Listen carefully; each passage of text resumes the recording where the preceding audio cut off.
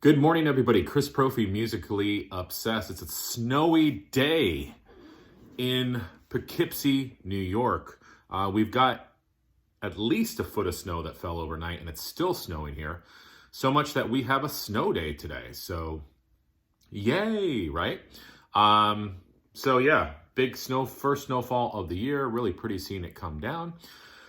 Today I want to enter a contest for a good friend of mine, Jeff Whitcher, over at Vinyl Destination. Now, if you guys have never checked out Jeff Whitcher, I'll leave a link to his channel below. Wow, this guy is amazing. You watch any of his videos and you could just tell that he knows a lot about his collection. I mean, he's done videos, about the Beach Boys, how their sound, evolved over time, and he'll show you song samples and give you musical references that are very interesting. He shows off his Beatles collection, and he'll talk about musical DVDs he's gotten and different versions of albums that he has. So his knowledge is amazing. And again, if you've never checked out Jeff Whitcher, please go on and check him out. He listens to everything. Like I mentioned, he loves the Beatles, he loves the Monkees, but he also loves classic rock, all different genres. And he's got the great collection to show you and prove it to you as well. So definitely check him out. So he is having a 100 subs contest. Real easy. Basically, we're just listing 5 songs or artists that are our earliest musical memories. Well, I have more than 5, Jeff, so I apologize. I'm breaking the rules and I probably won't win the contest. But, you know what? I'm going to do it my way. Isn't that what Frank Sinatra said?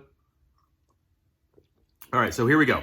5 artists, songs, whatever, that are our earliest musical memories. Well, I've talked about this before. Driving around as a kid in my parents' Oldsmobile Cutlass wagon, they had an 8-track of the Rolling Stones' Hot Rocks. And I remember seeing the cover of the 8-track, how it started to the paper was like bubbling up on it, probably from sun damage.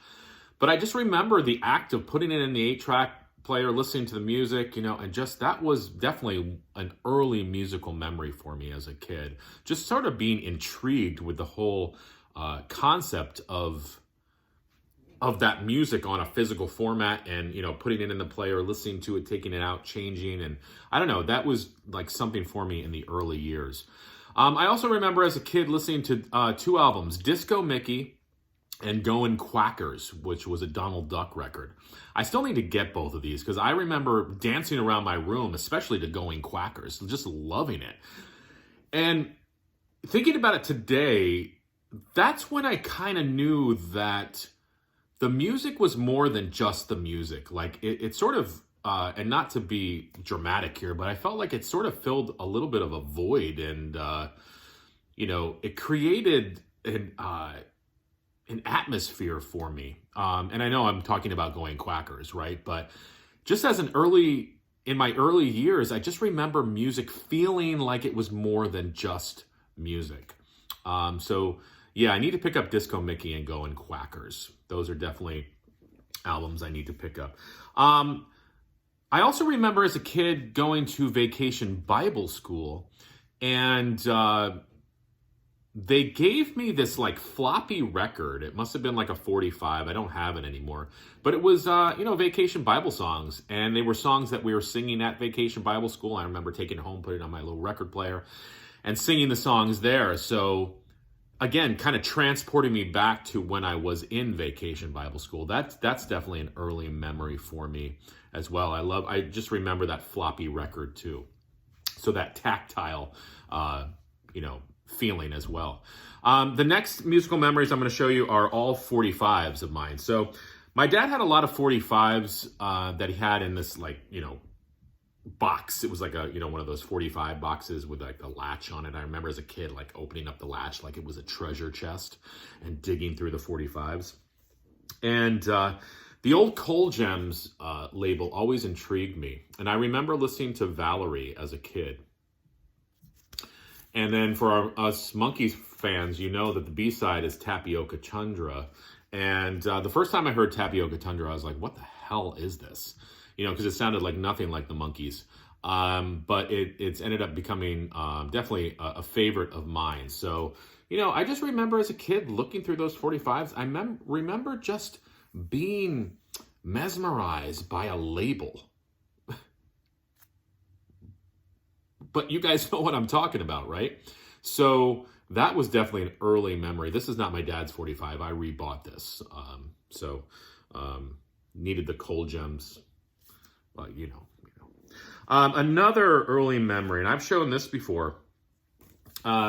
This is not my original. I rebought this as well. This is Train Ballads. This was a Scholastic 45 through the Scholastic book order.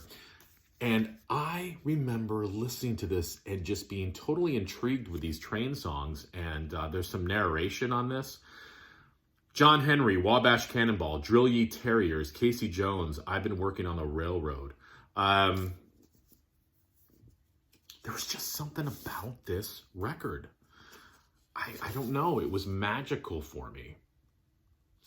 Even today when I listen to this, I get goosebumps. And I've said this before, this is probably why I like Johnny Cash so much, is I sort of went back to those early musical years, and Johnny Cash sort of brought that back for me. But this is a great 45, Train Ballads. And another one, and this is when I was a little bit older, and I've talked about this before, the band Taco.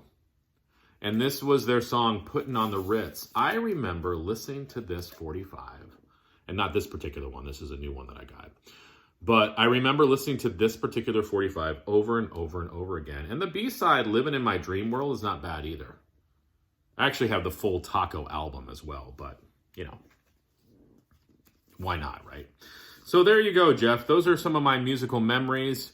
And then, of course, that springboarded into everything that is today, and it continues today. So listen, guys, check out Jeff Whitcher. I will leave the link below over at Vinyl Destination. He's just a great member of the VC, and you guys need to sub to him. He needs more than 100 subs. He needs like 2,000 subs, and he deserves it. All right, guys. Adios.